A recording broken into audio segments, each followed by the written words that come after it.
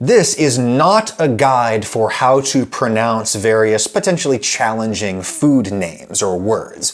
Rather, this is the first draft of a manifesto for how each of us might choose from between conflicting pronunciations, and how we might for ourselves balance the occasionally competing objectives of intelligibility, authenticity, and not sounding like a pompous ass. Let's consider each of these objectives individually. First one, intelligibility. A lot of people would argue that's the only thing that matters when it comes to any kind of communication. Are you understood? If you are, mission accomplished. Pho may be a faux pronunciation of pho, but it's hard to imagine that I could walk into any Vietnamese joint here in the US and not be immediately understood upon ordering pho. Likewise, if I go to a Greek place and ask for tzatziki or tzatziki, I'm gonna get what I want either way. If, however, I were to ask for tizat zakai, they probably wouldn't have any idea what the hell I was talking about, and I wouldn't get what I wanted. And therefore, that pronunciation, you could say, is objectively wrong, at least vis-a-vis intelligibility, which I think we would all agree is at least the most important objective, right? Most important thing is that we be understood, though there are other considerations, such as authenticity. Certainly all of these objectives are intertwined to some extent. You gotta achieve a certain level of authenticity in order to be understood at all. You gotta get pretty close to how other people say it. If I order bruschetta, that's not only a world away from how Italians pronounce the delicious antipasto they invented, it's also probably going to be unintelligible to any waiter. If I order bruschetta, I probably will be understood. But will I be authentic? Certainly, I think most people in Italy would say something closer to bruschetta, and since this basic recipe of grilled bread with stuff on top does hail from Italy, one could argue pretty convincingly that bruschetta is therefore the authentic pronunciation and therefore should be favored. But other people can lay claim to authenticity, right? The United States, where I live, has been home to a huge Italian immigrant community since the 19th century. As many as 4 million Southern Italians poured into the American Northeast between 1890 and 1920, part of what some scholars identify as the largest voluntary emigration in recorded human history. This incredible human wave had many results, one of which is me. Another one is Italian-American culture, a distinct culture in its own right, descended from a land across the sea, but independently evolved right here. Italian-Americans cook differently from Italians, and they say the words differently. I think they generally say bruschetta, or at least some of them do. Certainly it's rare to hear a second or third generation Italian-American call it bolognese sauce. We say something like bolognese, and indeed, the dish that pronunciation describes might not even be the same thing. What my New York Italian grandmother called bolognese is basically just a very meaty tomato sauce, whereas the sauce they make in Bologna is based on milk and meat and has hardly any tomato at all in it. Usually just a squeeze of tomato paste, according to most recipes I've read. So to whom are we to be authentic? Well, I think one thing it might help to consider is what version of the dish are we trying to describe? Is it the version that's kind of like from over here where they pronounce it this way, or is it the version that's kind of like from over here where they pronounce it that way? I have no idea how people in Hunan would pronounce the name of General Tso's chicken, a dish that scholars trace in some nascent form to that Chinese province.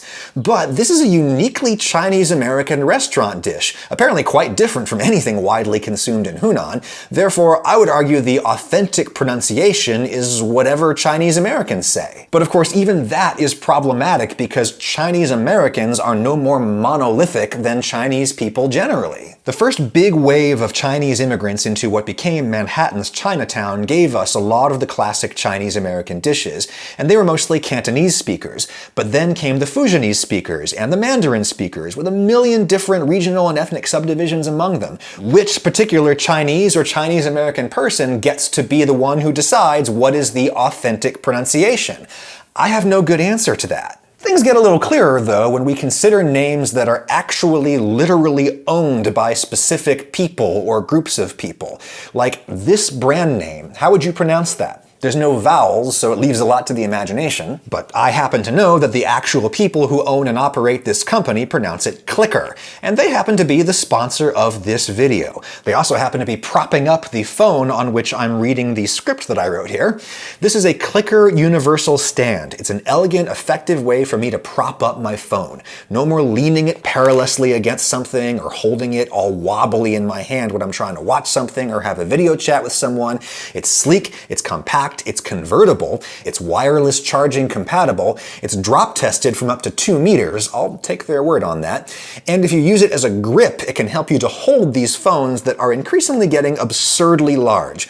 Now you can just buy the universal stand and attach it to any phone or case, but I've got the combined Clicker case and grip here. I went with a color muted enough to not be tacky in my eyes, but distinct enough for me to tell my phone apart from my wife's. Do us all a favor and get yourself one using my link and code in the description. Clicker is offering you 25% off all products and free shipping on orders over $20. Use my link and code in the description for 25% off. Thank you, Clicker.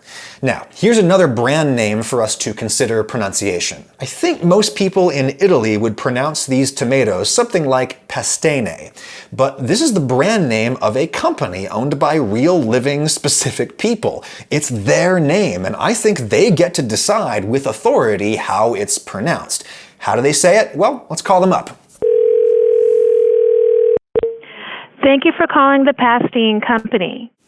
I was a radio guy for many years. This is an old trick of the trade. Got to know how to pronounce a person's name or a company's name. Just call and listen to their outgoing message. You need to know the name of a place? Call a local government authority. Call the county courthouse or city hall and just listen to the voicemail box. You'll get it right away.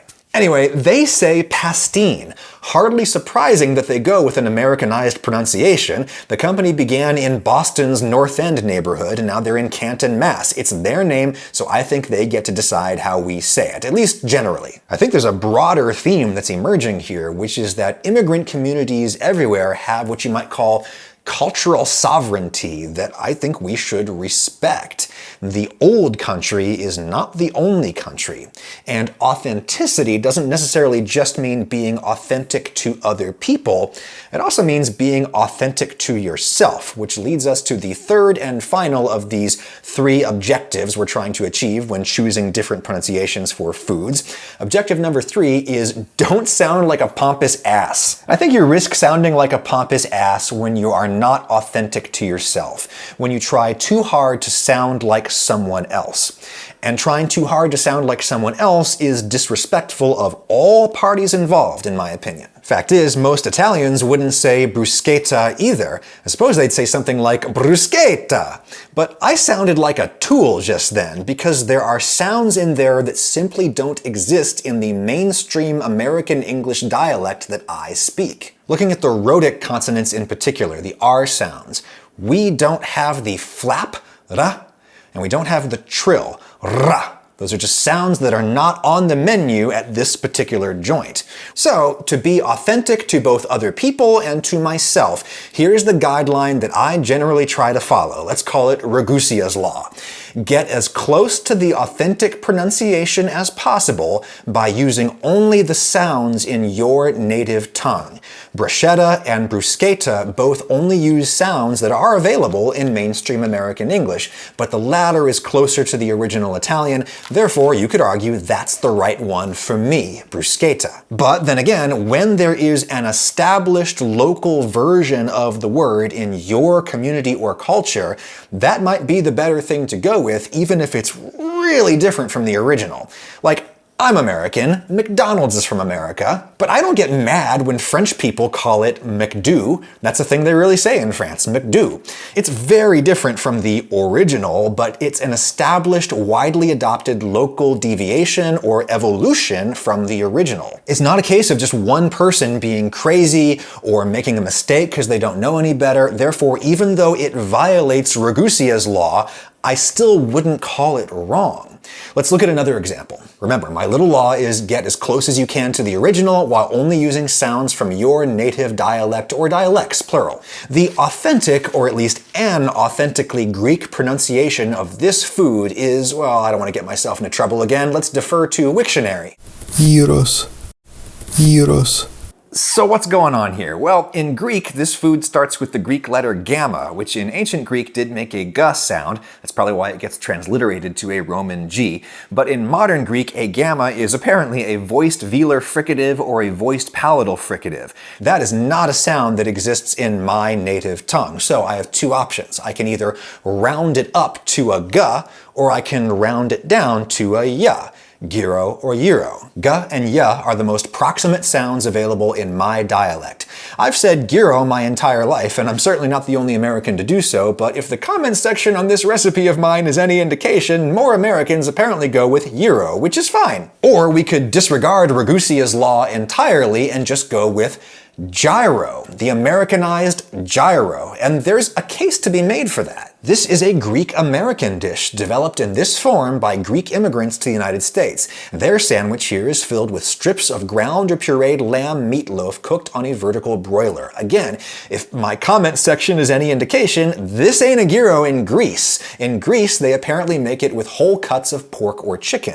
So maybe if we're talking about this, we should call it a gyro because it's a different thing and it therefore deserves a different name. Now, my sense is that gyro has been falling out of popularity over the course of my lifetime, but language is ours. Unless you're talking about a name that somebody literally owns, there is no institutional authority that gets to say what is right and what is wrong. Language is one big ongoing act of popular consensus to which we all contribute. We're driving this car, and we can drive it anywhere we want to. Whatever we say is right, and I'm quite eager to find out what you think is right. Let me know about it. As I said, this is just the first draft of this manifesto. Maybe you and I can hammer out a second draft together.